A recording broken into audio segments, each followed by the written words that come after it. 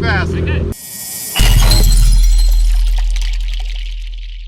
Okay, this is a Salt Springs Run Marina. It's a $10 fee, United States Forest Service run by concession. It's a great boat ramp, solid all the way down.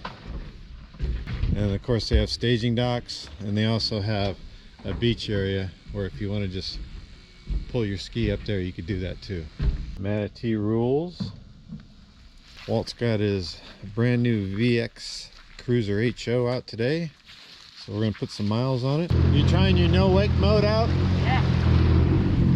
1800 RPM. Salt Spring Run is only about 4 feet deep for its entire length of about 4.2 miles, so you want to stay in the middle of the river. I saw no real objective hazards except for a lot of crab pots, and they're usually marked by a buoy, however. A no-wake zone near the head spring, and then closer to the mouth of the run where it feeds into Lake George. I wondered why that no-wake zone was there, and then I realized it was only about 2 feet deep there, so you want to be cautious until you get farther out into Lake George. It is definitely a beautiful short run to enjoy. We think this is a no-wake zone here at the mouth because it's so shallow. It's only 2.5 feet deep right here. Old Florida.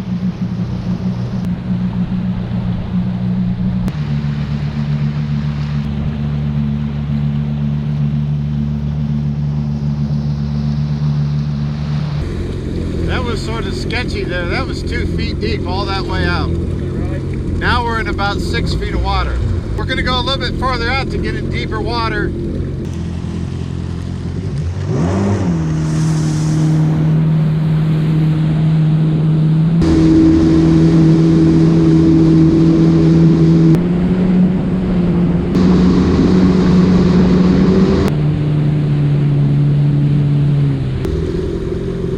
So this is a spring. Up there it's no wake. It's going to turn to crystal clear water.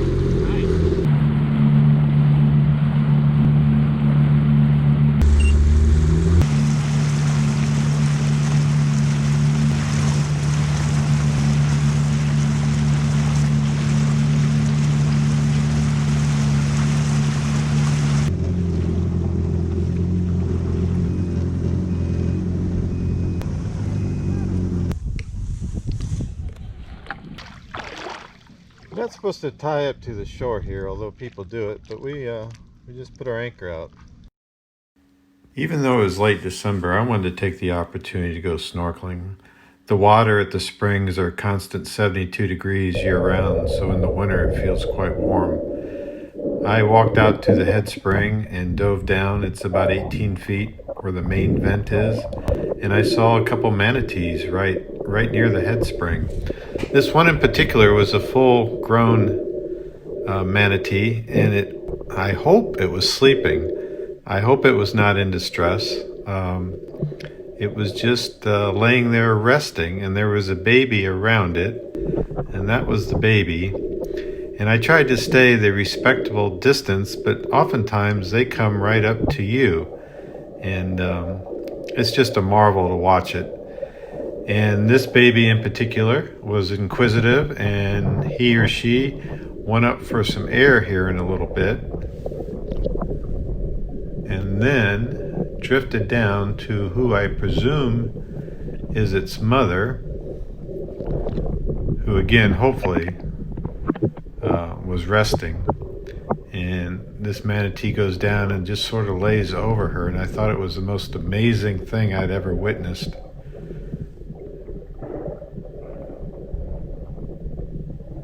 Beautiful leaf floats by, and this baby just goes down and lays right with its mother.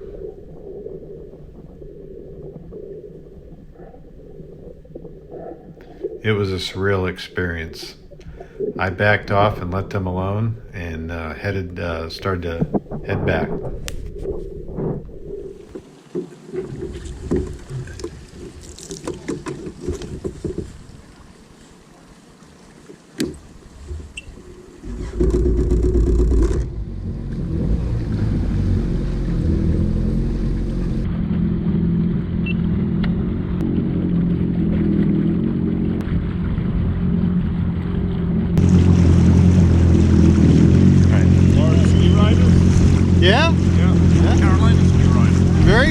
welcome. Welcome.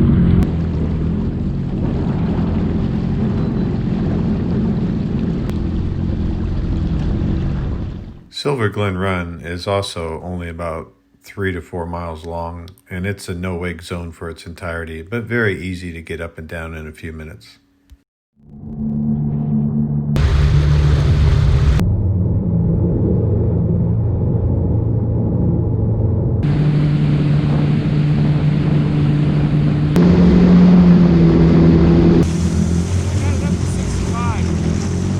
You got it up to 65 indicated? 65 on your thing? 65 on here. I got it up to 59.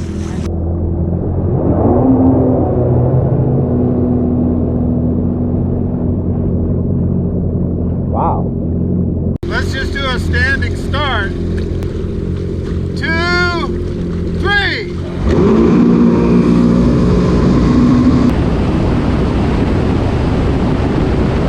You're faster. No, you're faster. Okay.